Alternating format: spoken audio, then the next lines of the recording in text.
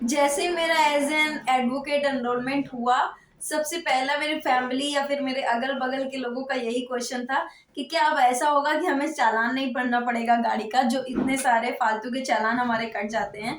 तो मैंने उनको ये बात क्लियर की कि भाई चालान कटेगा और आपको भरना पड़ेगा अगर आप ट्रैफिक रूल्स को फॉलो नहीं करते हैं। मीन्स अगर आप हेलमेट लगा के नहीं निकलते हैं घर से और आपके हेलमेट के लिए चालान हो गया है तो आपको भरना पड़ेगा।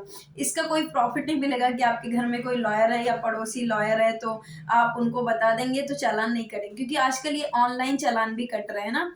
तो वहाँ पे तो रिकॉर्ड हो जाता है कि आपने हेलमेट नहीं लगाया है, फिर वो कट जाता है ऑनलाइन, फिर आपको पे भी करना पड़ता है। लेकिन कभी कभी कुछ ऐसे चालान कट जाते हैं जो जैसे कि आपके पेपर से रिलेटेड।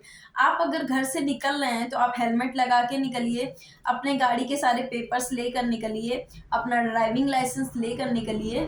जिससे भी फोर व्हीलर टू व्हीलर, अगर फोर व्हीलर से जा रहे हैं तो सीट बेल्ट लगा कर निकलिए। मीन्स ऐसा कोई चांस उनको मत दीजिए जिससे कि वो आपका चालान काटे। आप सिर्फ यही कर सकते हैं। आप ये नहीं कर सकते हैं कि हमारे घर में लॉयर है और ये बोल देंगे तो वो चालान नहीं काटेंगे, वो चालान फिर भी कटेगा। लेकिन कभी कभी ऐसा होता है कि आपकी गाड़ी के सारे पेपर्स रेडी होते हैं, सब कुछ तैयार रहता है, फिर भी आपका चालान कट जाता है।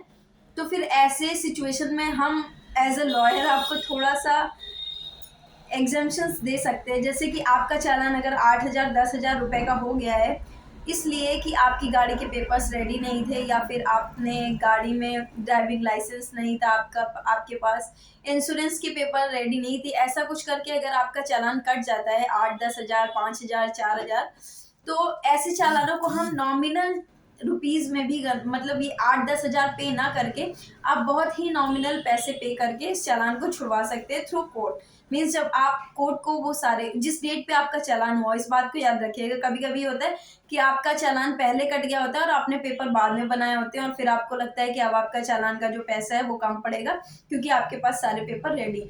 तो ऐसा नहीं होता है।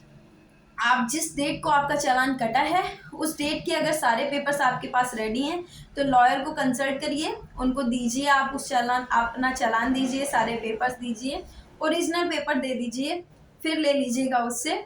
उसके बाद फिर वो कोर्ट में दिखा करके कि हमारे पास सारे पेपर हैं, ये वो सब कुछ है, उस टाइम पे नहीं था या जो भी था, इस तरीके से करके वो चालान बहुत कम पैसे में कन्वर्ट हो जाएगा। मीन्स 8,000 10,000 वाला में भी बहुत नॉमिनल पैसे में खत्म। में कितने पैसे ये मैं नहीं बता सकती क्योंकि अपने लॉयर की कुछ फीस भी वो लोग ऐड करते हैं, तो इसको मैं डिस्क्लोज नहीं कर सकती हूँ। बट हाँ, अगर आप लॉयर के थ्रू किसी चालान को पे करते हैं तो आपका चालान थोड़ा सा कम हो जाए, थोड़ा क्या बहुत कम हो जाता है, तो ऐसा आप कर सकते हैं। लेकिन अगर आप ये कहें कि आपका चालान ना कटे, being a member of lawyers family, कि आपका चालान नहीं कटेगा क्योंकि आप लॉयर की फैमिली से बिलोंग करते हैं, ये वो, तो ऐसा कोई रूल नहीं है। लॉयर्स को भी चालान भरने पड़ते हैं। इवन मैंने मेरे घर के गाड़ी का भी चालान भरा हुआ है।